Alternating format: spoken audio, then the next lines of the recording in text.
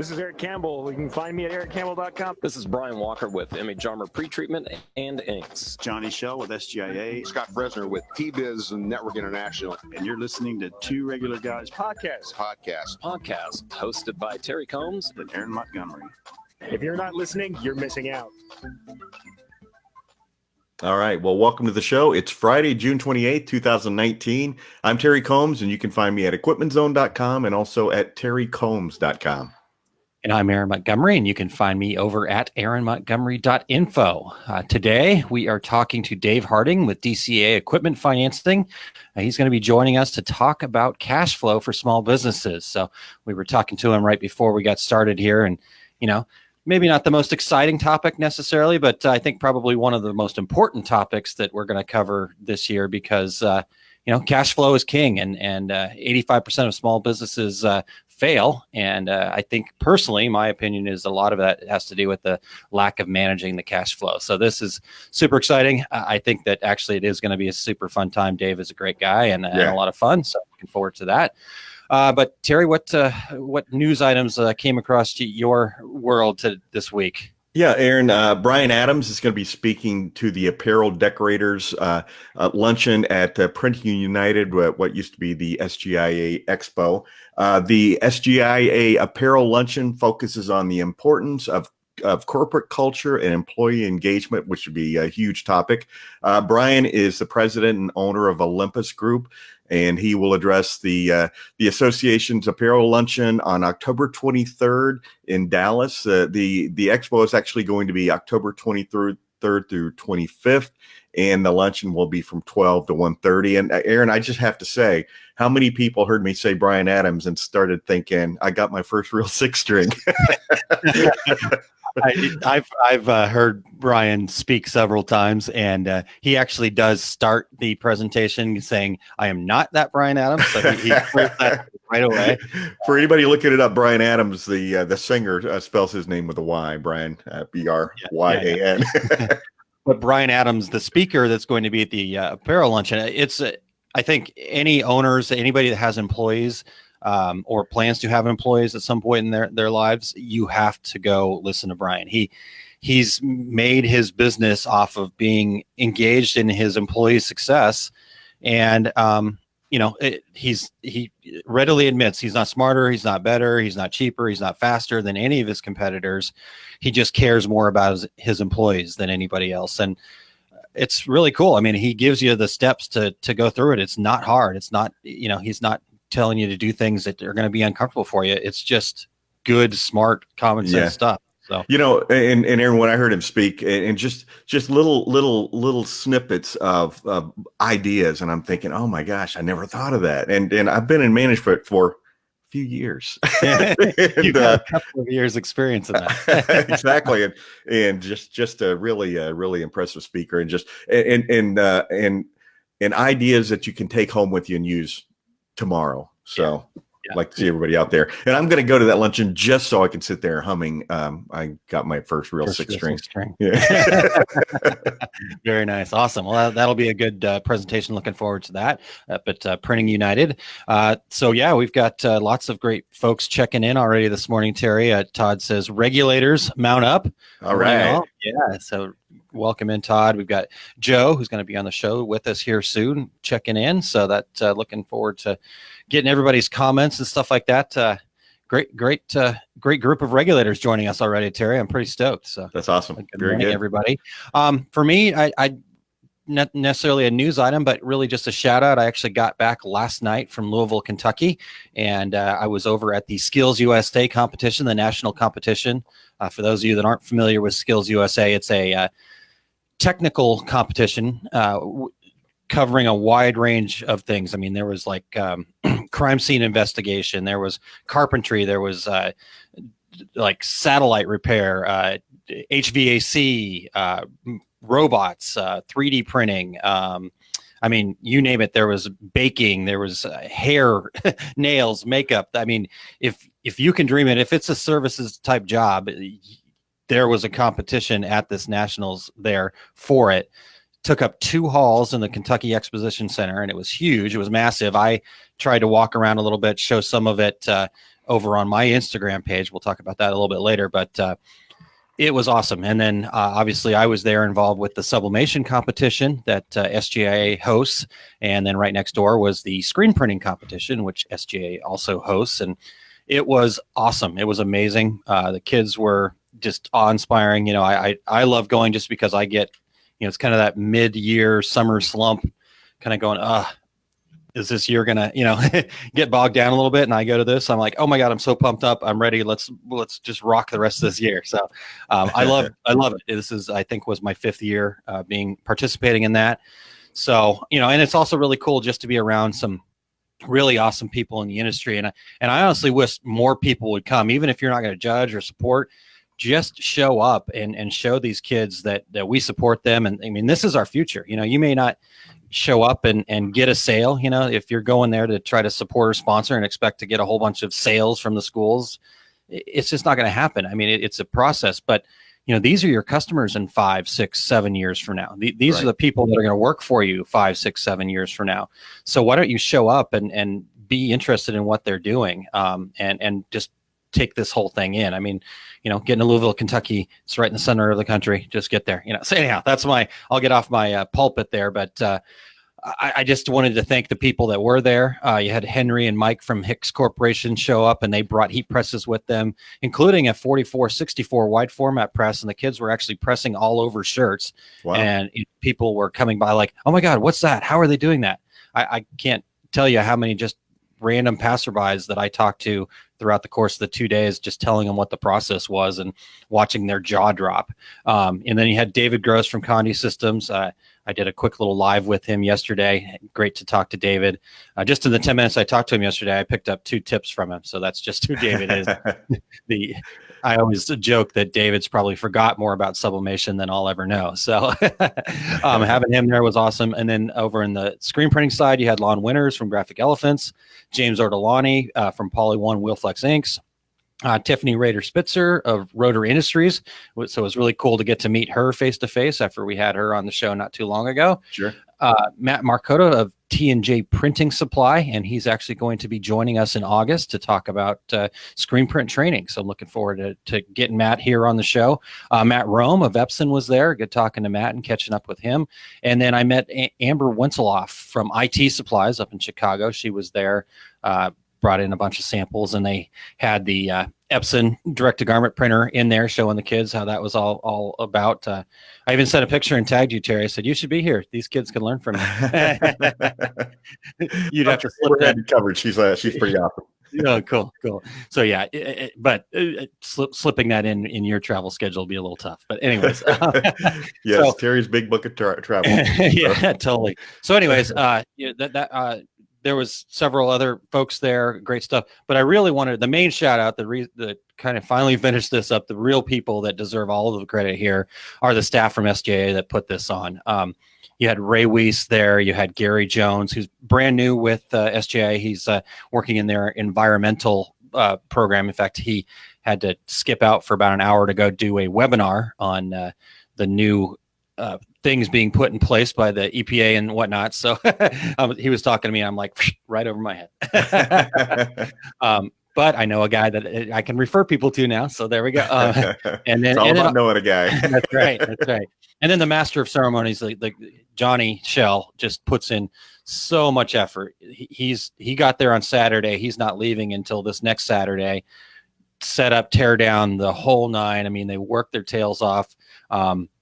So, you know, just fantastic group. And I don't think Johnny and Ray and Gary get enough credit for what they do with that event. I know that even the folks at SGIA don't really know the scope of what they have to do. So I think just a huge shout out and a huge kudos to them for making it happen. The kids show up, they do their thing, they're excited, they're happy. They don't know all of the trials and tribulations that went on behind the scenes, and it just makes it a rock star event. So yeah, support them. It's important, I think. Aaron, you've been doing this for a few years now, haven't you? Yeah, I think I can't remember. I keep trying to remember if this is my 4th or 5th year. I know definitely 4. I can't remember if I had the 1 year before that. I know I was talking to them, and maybe my schedule didn't work out that first year, but it could have been could have been 5 years. So at least 4. We'll go with 4 officially. There we go. There you go. So anyhow, hey, that was awesome. It was just amazing. So thanks for letting me rant on there and share that experience with you guys. I know that's an organization or a group close to your heart. So, hey, we want to thank all of our regular listeners, the regulators, and any new listeners tuning in today. If you have an idea for a future show, go to our contact us page at 2 regularguys.com, or reach out to us on social media. We are everywhere as 2 Regular Guys, the number 2. And if you are watching us live right now via Facebook Live, please jump in and participate. We'd love to have your questions and comments. And with that, Aaron, let's hear a word from our gold sponsor. All right. This episode of the Two Regular Guys is brought to you by Brighton Leap, makers of the Reggie Award-winning Embrilliance embroidery software. Embrilliance is different. You don't need hardware dongles or to trade active seats for every user. One license lets you run every computer in your shop at once. Embrilliance runs natively on both Mac and Windows. Your single license lets you install on both platforms. Embrilliance is modular. If you only need customizing with lettering, sizing, and recoloring, you can get just that. Embrilliance's unique stitch processing tools even allow you to resize and improve expanded stitch files from digitizers or stock collections for faster running, lighter embroideries. If you decide you need fully featured digitizing, it's fast and easy to add powerful design creation tools to your system. You can start with any tool and build your ideal kit. All Embrilliance programs run standalone or work together in their unified platform. See the difference for yourself at Embrilliance.com. Two Regular Guys listeners can enter the exclusive code 2RG, that's the number 2RG, at Embrilliance.com/store for 10% off your entire purchase. All right. Well, we want to thanks again to Brighton Leap for their support, and they are our gold sponsor, but we do have other sponsorship opportunities available. Check that out at 2 regularguys.com/sponsorship. Awesome. Yeah. And thanks very much to Embrilliance for their support and everything they do. In fact, even loaning us the great Eric Campbell to help us out and make all this happen. So I don't know if I mentioned this. I may have mentioned it before we even got started, Terry, but we are operating on a new version of BeLive. This is BeLive 2.0 here. So everything's a little bit different, a little bit changed, but the regulators, like I said, are coming in full force here. And I wanted to go back and catch a couple things that I missed because it's in a new spot here. All right, here. So Christine said, I liked your Instagram post from Skills USA, Aaron. Great to see what's happening in the industry. David and I had a chance to talk there at the show and talked about the Sublimation Summit coming up, and we're going to talk with Cheryl next week and learn more about that. But because of what we did with Skills USA, she was asked if the kids could come and learn too. So we'll ask her that question next week. So good stuff there. And again, thanks to regulators for showing up. And I hope you guys have great questions for Dave, and we'll try to ask him some questions, but we're looking for you guys to help us keep this party rolling, huh? So speaking of that, Terry, should we go ahead and dive in here? Let's bring Dave in, get going. All right, let's do it. Here we go. I think there he is. There he is. All right. Hey, Dave, welcome to the show. It's been a while since you've been on. It's funny, somebody I was mentioning the show to someone, and they said, wasn't he on recently? And I'm like, I think it was like 3 years ago. So Dave, for our listeners who aren't familiar with you, tell us a little bit about your background. Help if I'd unmute him. Okay, let's try. Hey, Dave, sorry about that. Try that one more time. I had you on mute. Let's. That's right. You got me now. Got you now. I lived in Northeast Ohio my whole life. I've been married for 10 years. So it'll be 10 years next month. Have a 1-year-old daughter. So for me, as I try to run a business and get up at 3 a.m. I started at DCA about just over 12 years ago. 2 years ago, I started kind of as an inside sales rep and then worked my way up to just a normal, sales guy. 2 years ago, me and the owner, Dick Clark, made an agreement. I bought the business from him.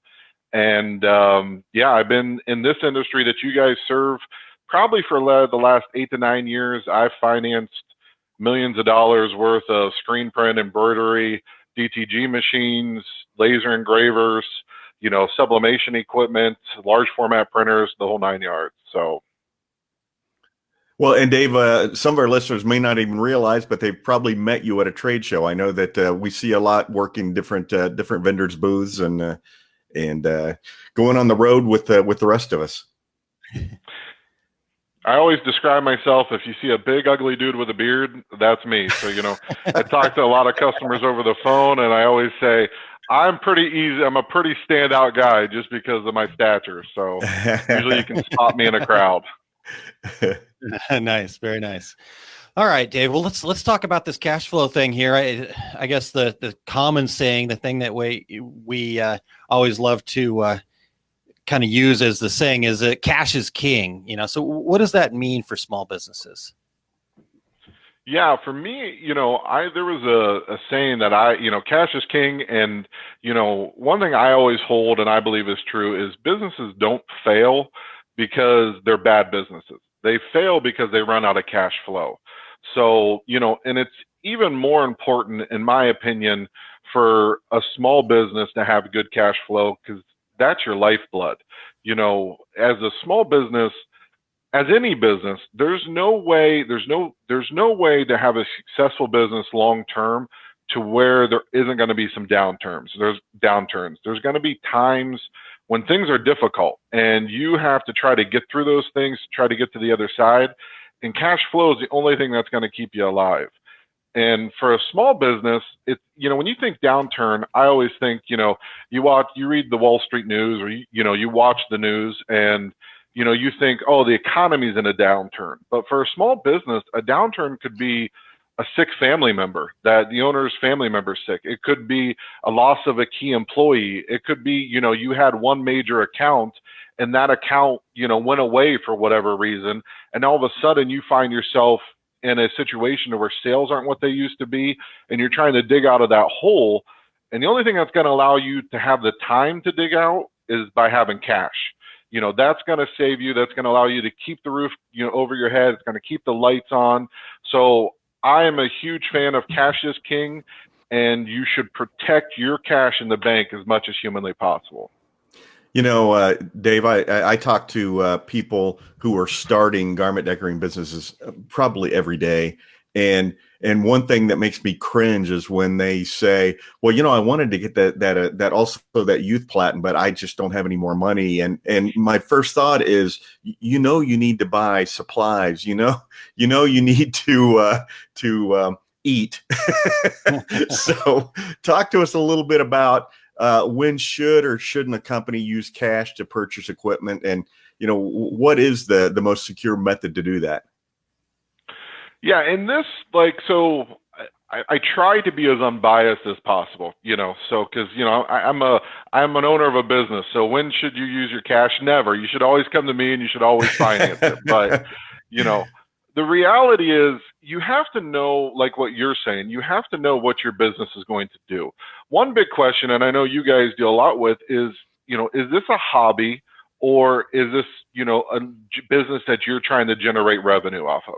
If it's a hobby and you don't want any payments, and you have cash to pay for the equipment, and your standard job is going to bring you in a constant income, then so be it. Cash becomes a lot different situation than, I'm a small business, I'm trying to grow, I have excess cash, I want to use it.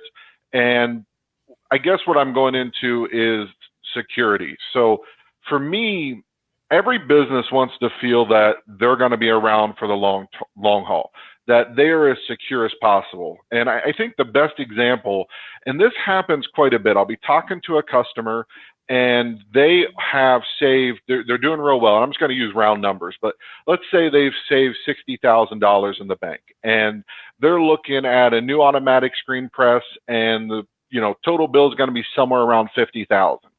And they're thinking, hey, my most secure option is to pay cash for this, that I should use my 50 grand, pay cash. I don't have any interest charges. I don't have any debt to anybody.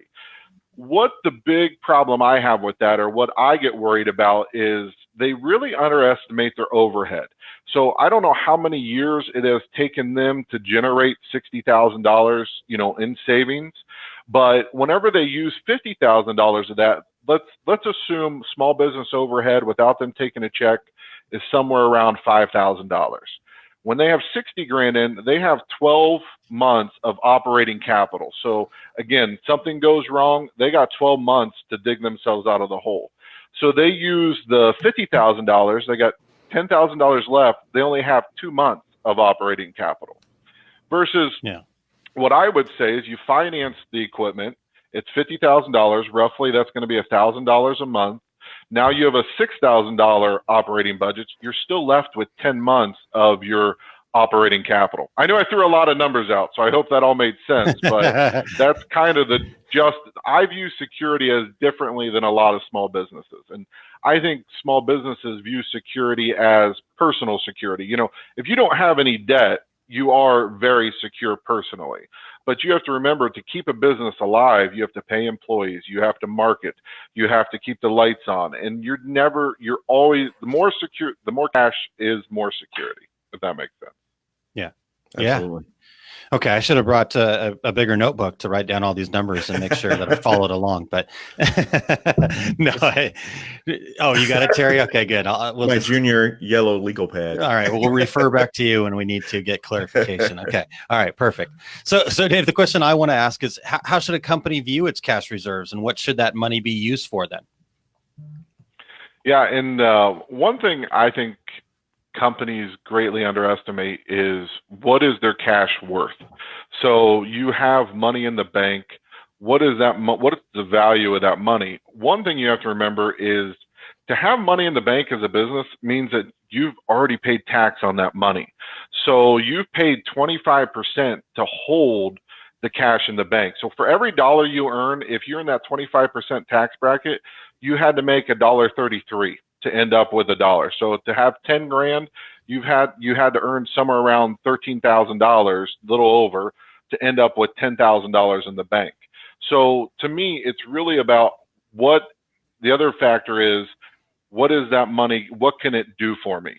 So cash in the bank, or let's even say a working capital line or something like that, any availability to cash that you have to remember what it can do for you. So cash is great for marketing. Cash is great for paying employees. Cash is great for putting it into an asset that's going to appreciate in value. So just remember what your cash can turn into. And really what the flip side of that coin is, be aware of what companies like me are willing to do cheaply. So I am willing to loan money on a hard asset, fairly inexpensively. There's a lot of companies that'll do it. You can get semi-cheap money on a hard asset. What's very difficult to do is to get cheap money if you say, hey, I'm expanding and I want to do this marketing campaign, or I want to bulk order these supplies to make it cheaper. That's where money starts to get expensive, because somebody like me no longer has a hard asset. So money starts to get more expensive. So it's really important to value your money on what it does well and what it doesn't do well. Well, you know, Dave, you pretty much touched on this already, but so talk to us about what a new business should consider when they're starting out in regards to using cash to purchase equipment. What's the thought process there? It's what you went over. So, you know, whenever you were talking about, hey, I'm buying this and I don't have enough money for a platen, you know, the thing that small businesses greatly underestimate is what it's going to take over the long period of time and how much money they're going to need. You know, are you going to pay yourself? What is the supply cost? If you go out and you're an ambitious guy and you start a new business and you go make a new sale and you get that sale, how much is the cost of goods going to cost you to produce the materials needed for that sale? So how much money you're going to need to produce it? Coming back to what I do, I see all the time to where I don't know a way around this. Money for a new business is expensive. To borrow money as a startup, because like Aaron was saying, there's about an 85% failure rate. So 85% of the money that we lend out to new businesses never make it back to us because of the failure rate.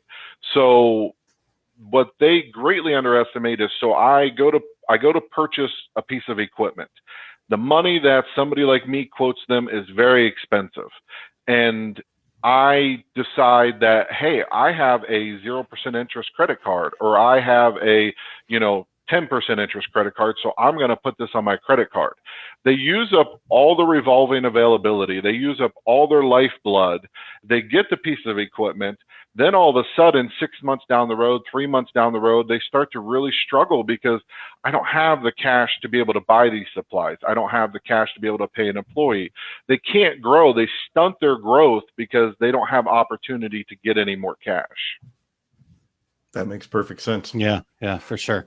Okay, so we've got a couple of comments from the regulators here that I wanted to touch on. Marshall Atkinson shared with us a tip to immediately improve cash flow is to charge 100% upfront for orders. You can do this, stop taking 50/50 or net 30.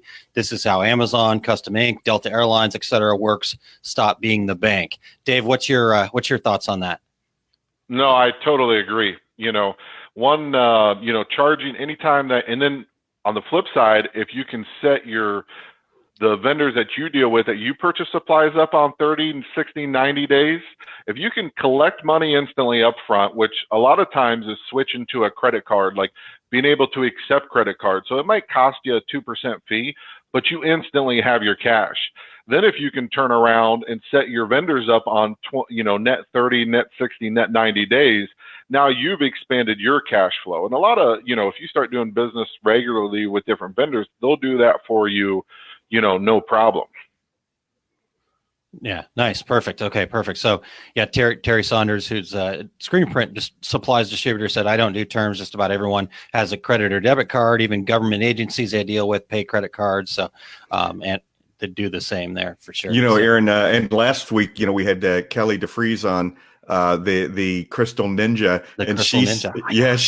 She said she is 6 months out, and to get on her schedule, you have to pay 100% up front. And I guess when you're in demand 6 months out, people are willing to do whatever it takes. So so good on her. Yeah, for sure. I don't know if you guys have seen this, but I'm sorry. No, go ahead, Dave. I was just going to say, you guys, I get this all the time. I guess schools are the worst cash flow wise. Schools always want to be set up on terms, and then the fall comes around and they're getting ready for football season, or I think the spring's the worst because then they come in the summer and then they always say, oh, we have new budgeting that we have to work out before we can pay our invoices. So I get it from screen printers all the time about schools. Well, the key to selling to schools is you have to get a purchase order, because if you take an order and then they try to get that teacher or that group tries to get a PO afterwards, you're the last one to get paid. But if you've got that PO in your hands, it's probably going to be 30 days to get paid, but still the PO is the key. Interesting. Yeah, good stuff.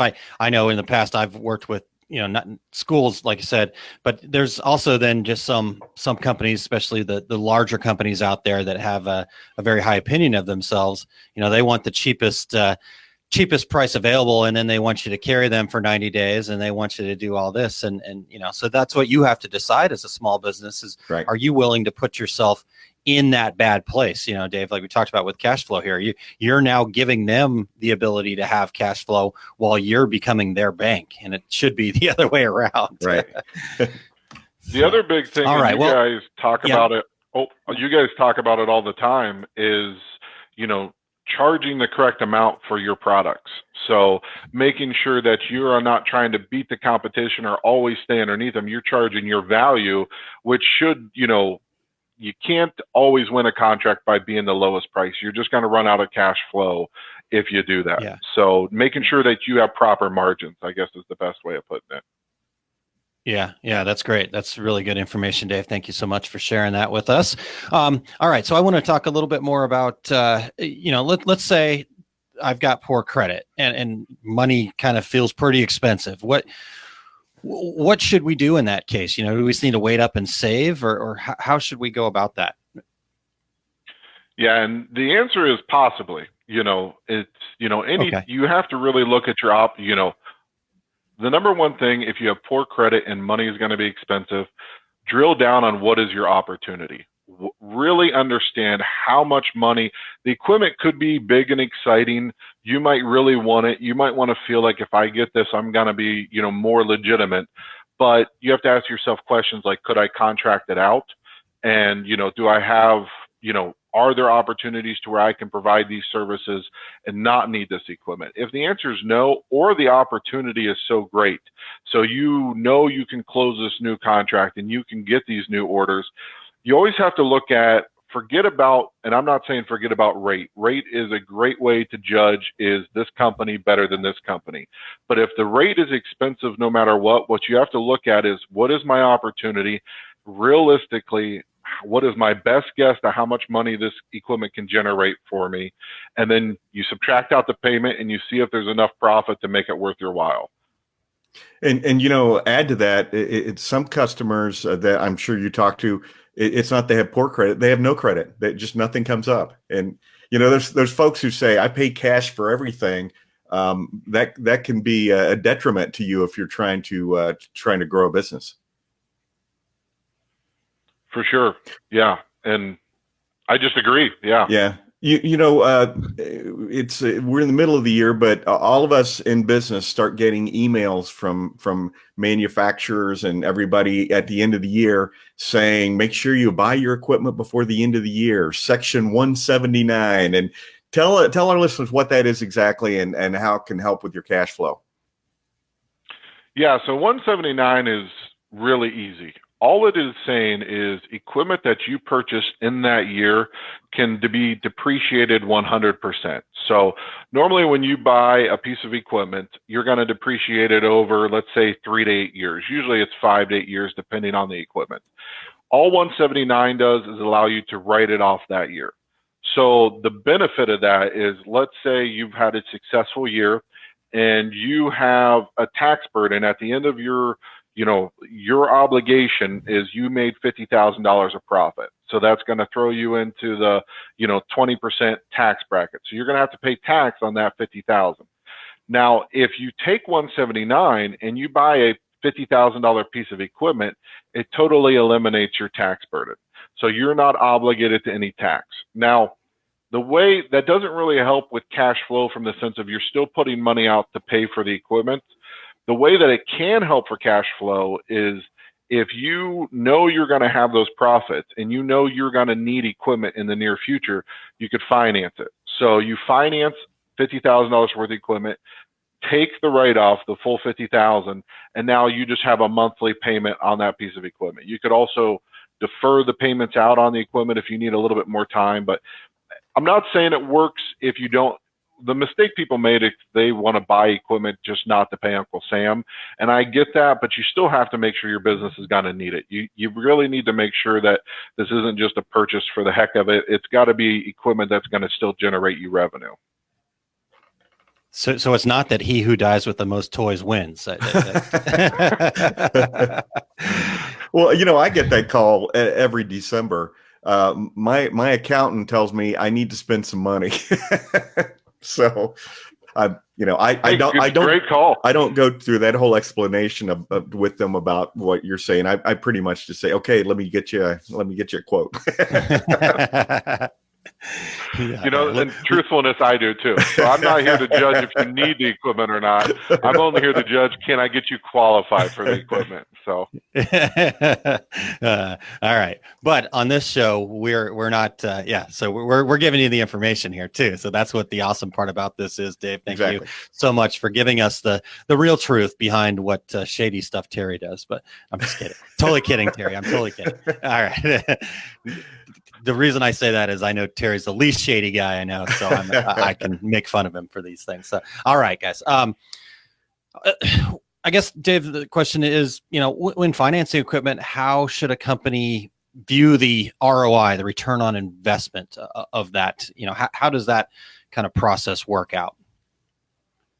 Yeah, I think for me is be realistic.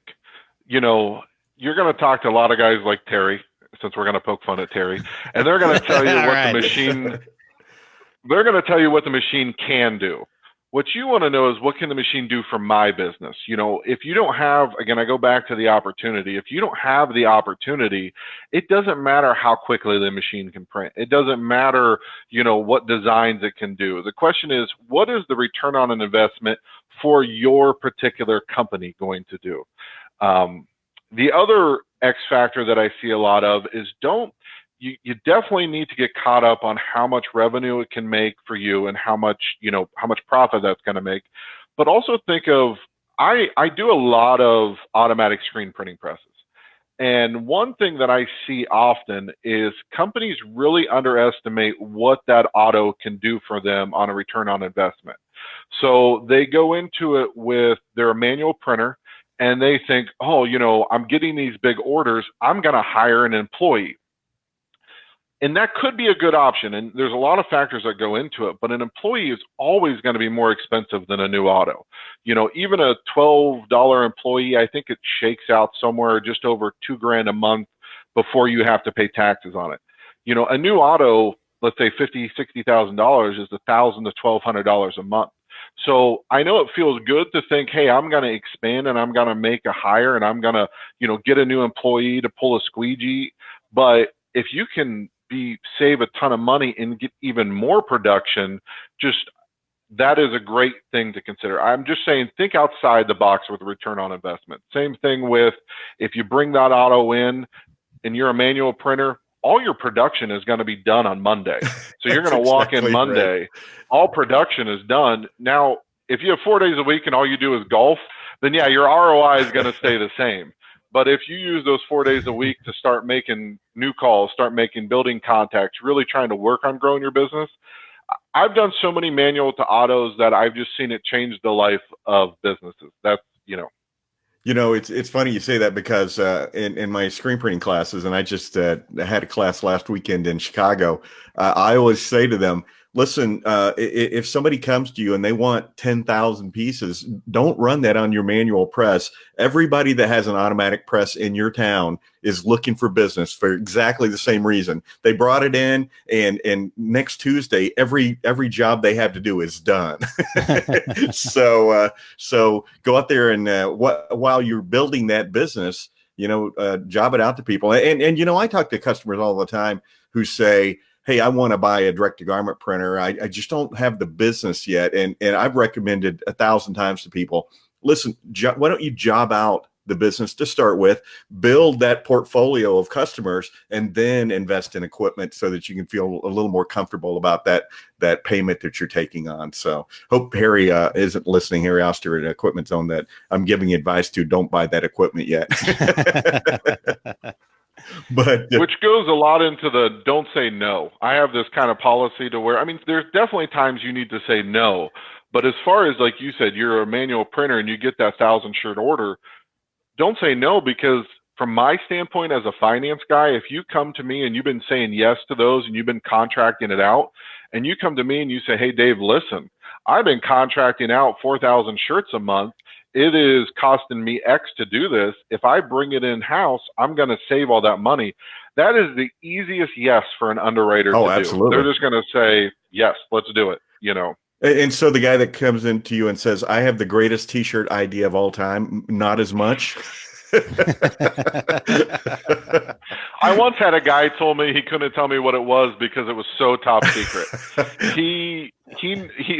I was like, he had some credit issues, and I was trying to figure out how can I make this work for him, you know, tell me all the information. And he's like, I'd love to, but this idea, nobody's doing it. This is going to be so unreal. And I was like, I just felt like, does he think I have a pile of money behind me? And I'm like, oh, the Unreal T-shirt idea. Yeah, I got a stack back here. Let me give it to you. So. Yeah, whenever somebody says it to me, I'm always thinking, you know, I probably know 3 people who are doing that exact same thing right now. Not that you shouldn't do it, but the greatest T-shirt idea of all time is, there's already somebody doing it.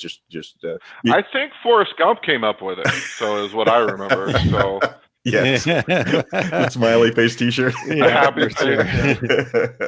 Yeah. All for right. sure. So, real quick here, Christine Shreves checked in and said, another thing, don't buy the equipment until you're ready to use it. There are people who buy embroidery machines or printers or whatever, and they get intimidated and they don't put that equipment to use. That's an automatic fail. And I can't tell you how many times over the years, you go to a trade show and you were able to help somebody into some equipment or something like that.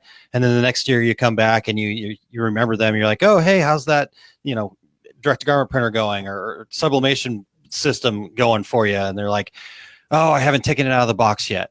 It's like, holy crap, that's not a small investment there. And you haven't taken it out of the box yet. You're either paying payments or you paid cash that now you no longer have. That's unbelievable. I had somebody call me up there, and this was back when you and I worked together at US Screen, and asked me about buying an extended warranty. And I'm like, well, okay, it's this amount, and how's everything going? Well, I need to get the extended warranty because I haven't taken it out of the box yet. And I thought, holy cow. Well, first thing I said is don't put that ink in there. It's expired. Yeah. But, to think that somebody has that kind of money to spend on something or doesn't have that money to spend on it, but and never put it into use is beyond me. But I don't think any of those people are listening to this show. Anybody listening to this show is looking for tips on how to make my business better, not on hey, should I go ahead and take that $20,000 piece of equipment out of the crate? That's my helpful tip. What helpful tips for customers that may have cash or may not have cash to finance? What's a helpful tip that you want to share with our listeners? Yeah, I mean, as far as when it comes to financing, the main thing is work with a finance company you trust. So make sure that you have a good relationship with them, that they are genuinely trying to, I joke, but I like to talk to customers. I'm not a big believer in he could sell ice to an Eskimo. I'm a believer in if there's an Eskimo that needs ice, I'll gladly provide it to them, but I'm not going to try to morph my product to fit what they need. Yeah. So make sure you're talking with somebody that will tell you, listen, I would use your cash for that, or I would go to the bank, or I would consider this.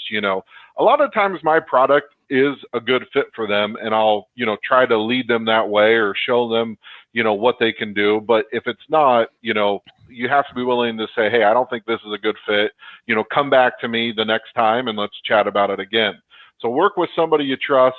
I'm sorry, I lost my train of thought. Oh, the biggest thing is give the finance company all the details. So, I don't make any more money or less money if I find you cheaper money. If I'm able to get it bought less expensive, that is not something that raises or lowers what I do. If a good credit can walk in, and I have an 800 credit score, been in business for 10 years, and it's done. And that's not who I'm talking about. I'm talking about the customer that might have a little bit of blemishes on their credit, or they've had some dings and dents, life's kind of hit them. Make sure that you're communicating to me or to the finance company, why do you need this? What's it going to do for you? What opportunities do you have? Do you have contracts? Sometimes the smallest things, underwriters all have different criteria, and some like certain situations, some don't. So make sure that you're just be an open book. If they're a company like me, if I don't like what you say I might ask, I've asked for bank statements or something like that, and the customer might be hesitant to send them to me because, oh, what if, this doesn't add up or whatever. If I don't like them, they're not going to move past my desk. I'm not going to pass that on to funding and say, hey, take a look at this poor cash flow. We should give this guy equipment. It's just going to stop with me. So be an open book. Trust them, and then just provide as much information as you possibly can, or, sell them on why you need it, is the biggest thing, especially if you have credit issues. You have a main reason why you want it. You believe there's an opportunity. Tell the finance guy what that opportunity is so he can tell credit and then hopefully get you a good deal. Yeah. So Dave, along those lines, I wanted to ask, so let's say I am a brand new business, and I know that it's going to be, more expensive to get money as a brand new business, maybe even harder to get through. So I know that I'm not quite ready yet for that piece of equipment that I'm dreaming about 5 years from now. What are the things that I need to be doing as a small business, though, to be prepared to when I do come to you and say, okay, I'm ready for this piece of equipment now? What kinds of things should a small business be doing along the way to make sure that they can get the cheapest money possible? One thing is, and I think I've commented in other posts before that you guys were talking, establish a business. So make sure that you get a federal ID number. Make sure that you don't have to start an LLC, but you could. Get a business license. Get a DBA. Make sure that your business name is out there. It doesn't help to have a web page or something like that. You need something basically from the government saying this is whenever this business started. Start dates are so important. Again, because of the failure rate, most credit criteria to start getting into real cheap money starts over 2 years. So even if you weren't killing it when you started, even if it was just a hobby, I'm going to come to you and say, when did you start this business?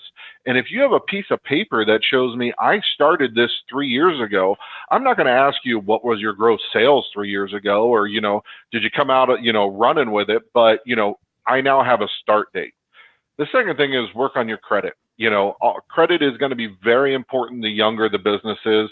And sometimes the problem with credit is it's a long-term thing. If you've had some credit issues in the past, it's not going to be a quick fix.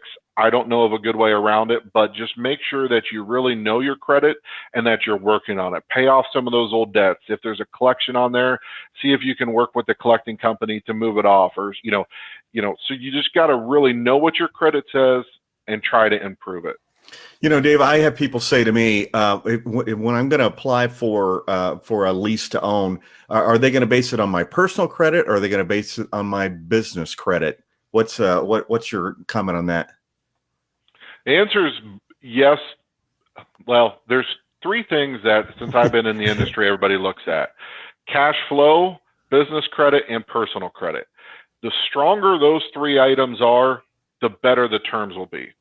Now, and this is not, I'm not plugging this, but what I've been seeing lately and what we've had the opportunity to do lately is if you're able to build some business credit, so you get set up with terms with vendors that report to PayNet, Paydex, Dun & Bradstreet. There's an Experian credit bureau for businesses. So there's different business reports that are becoming very popular. And as those become popular, what it's allowed us to do is look at small businesses and not even worry about their personal credit. So let's say you've been in business for 4 or 5 years and you're a little LLC. It used to be there's no way that company qualifies for a working cap or for a corp only loan.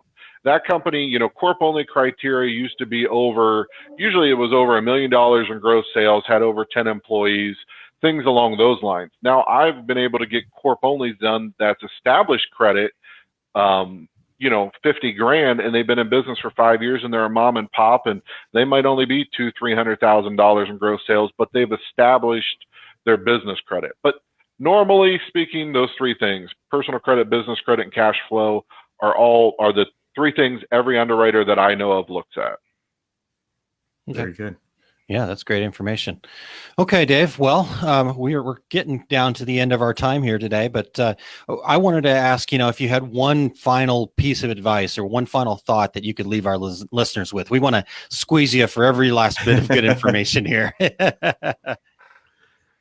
Yeah, I think the biggest thing is just knowing your business. I'm sure, and you go over this all the time because you've helped businesses grow. What's your plans? What are you going to do? What is your vision, and what realistically are you going to accomplish in 3 years? What realistically are you going to try to accomplish this year? Along with know your numbers.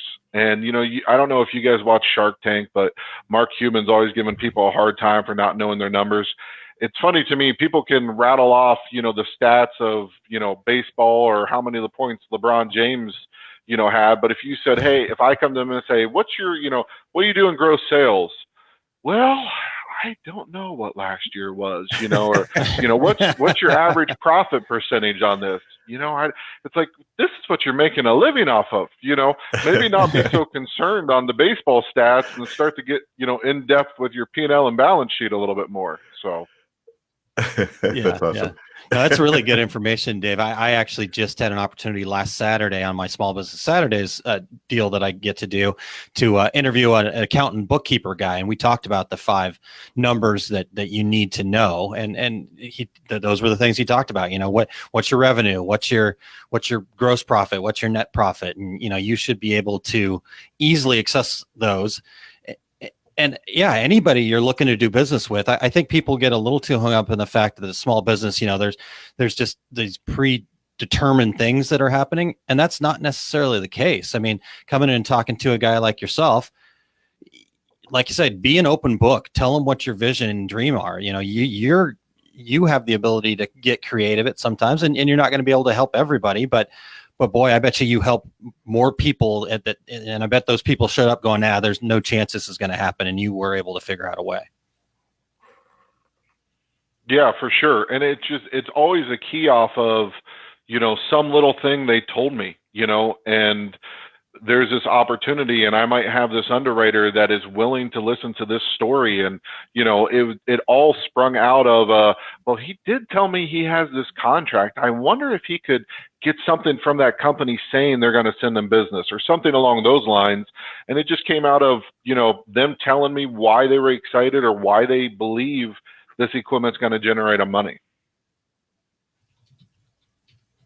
Excellent. Well, I think that that helps small businesses a ton to kind of understand that, what, this is still a relationship type thing, even though we're talking numbers and finance and bank statements and things that seem scary to some people. This is still a relationship kind of an opportunity here, and building those relationships are important. Cool. All right, Terry. Well, anything else you got for Dave before we get out of here? I was just curious, Dave, what's the next trade show you have on your schedule? I think, I might pop down to Columbus. Is Columbus the next one? And then usually Fort Worth, because, NBM moved over from Indy to Columbus. So right. I think I was planning on going to Columbus. And then I believe Fort Worth is after that. Very so good. I'm horrible. I don't go as many to you. So I wait and look at the calendar and say, oh, yeah, I got to go there. So, well, Fort Worth for all of us vendors is an equipment mecca. So I would be there as well. Cool. Nice. Okay, Dave. Well, tell people where they can find more about you and get in touch with you and get more information if they have questions. Yeah. Check out our website. It's dcafinancing.com. You can email me. It's dharding@dcalease.com, or, always give me a call. So our phone number is on our website. We also are on Facebook. We're trying to be a little bit more active with it, but we're bean counters, so sometimes those things don't go as well as we would like. But the website will have all the info, and always give me a call. I love to chat with people, so I love to know what. I truly enjoy small businesses. I truly enjoy trying to see if I can help them grow and take them to the next level. So I always love to chat with whoever. So give me a call if you're looking to expand, or you want to come do some walleye fishing in Northeast Ohio, one of the two, whatever you want to do. All right. Awesome. Cool. Well, thank you so much for your time today, Dave. It's been great. Had a lot of fun and lots of great information. So thank you very much, and have an awesome rest of your Friday. Thank you. You guys have a great day, and thanks for having me on. It was fun. Fantastic. All right. Okay, Terry. Very cool. Let's see here. So yeah, check him out over at dcafinancing.com. And thanks to Eric for helping get all the comments and stuff going here. Yeah, totally different stuff going on over here in the app in front of me, Terry. So I apologize if it got a little choppy there here and there. So great stuff from Dave, though. Absolutely. I love to have David on the show. He kind of prefaces it like, oh, this is financing, it's going to be boring, but I don't see that at all. I mean, I think this is really important stuff that people really need to kind of pay more attention to. It's cool to talk about the marketing and the sales and the fun and all that stuff. But look at this cool shirt I did. But you also have to feed the family and pay the mortgage. Correct. Yeah. I mean, heck, you and I were involved with a business that had lots of sales and was great at marketing and stuff like that, and they still went out of business. So yeah, exactly. These things happen. So, all right, cool. What else we got here, Terry? Let's get back on track here. All right, I got a couple of other things coming up here. I have, as I mentioned, I do Small Business Saturdays every Saturday there, almost every Saturday, over at facebook.com/aaronmontgomery.info. And last week I talked to a CPA, and it was great talking to Emil about all things numbers again. So 2 weeks in a row for me, and good stuff.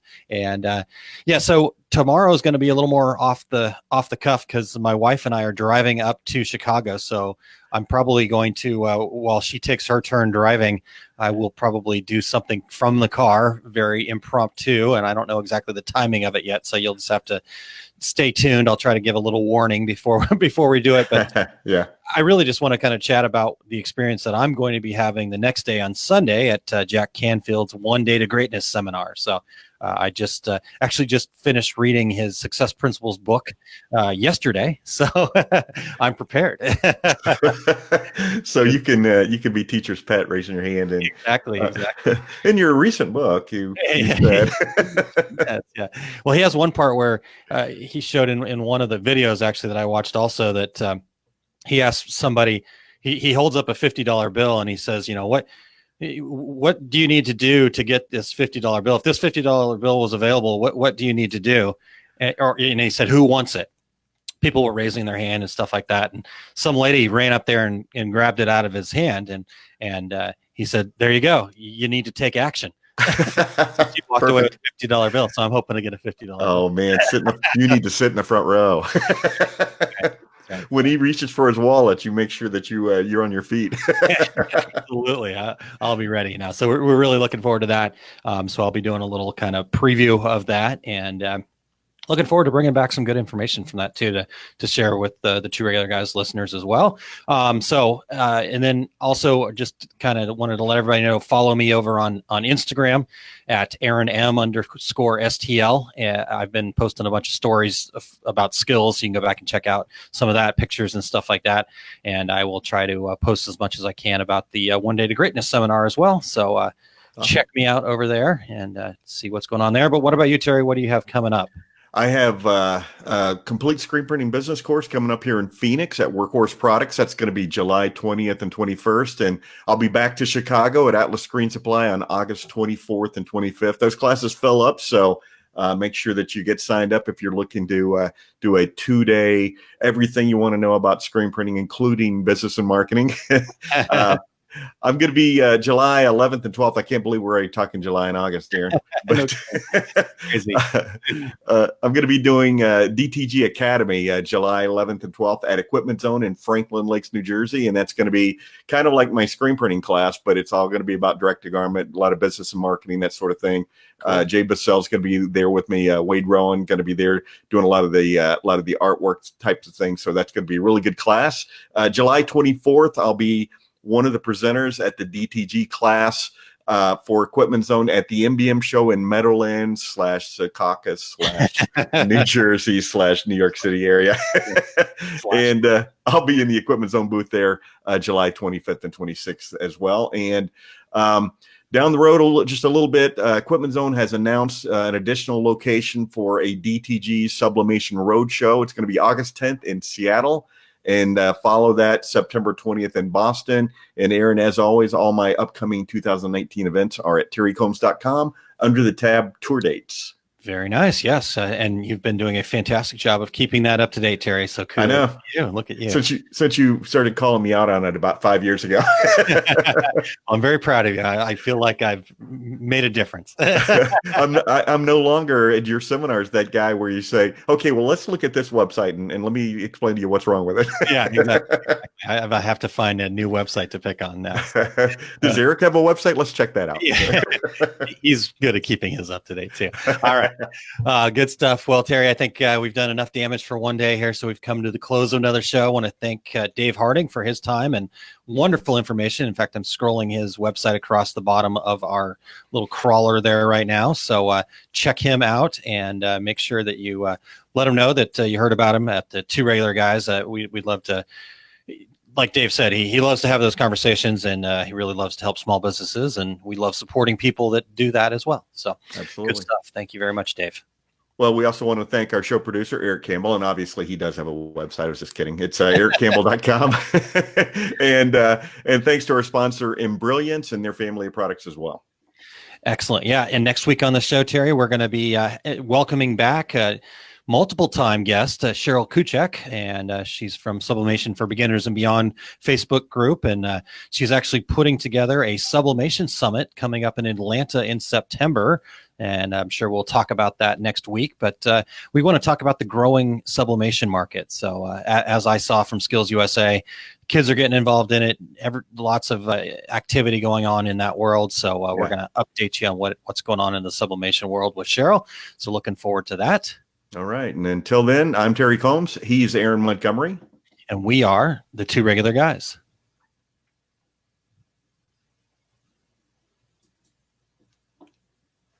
Thank you for listening to Two Regular Guys. Check out our website at tworegularguys.com. That's the number 2, regularguys.com. You can also interact with us over at our Facebook page, facebook.com/tworegularguys, or send us a tweet, twitter.com/tworegularguys. And we have a YouTube page. You can find all that from our website, tworegularguys.com. Thanks for tuning in, and we look forward to spending some time with you again next week.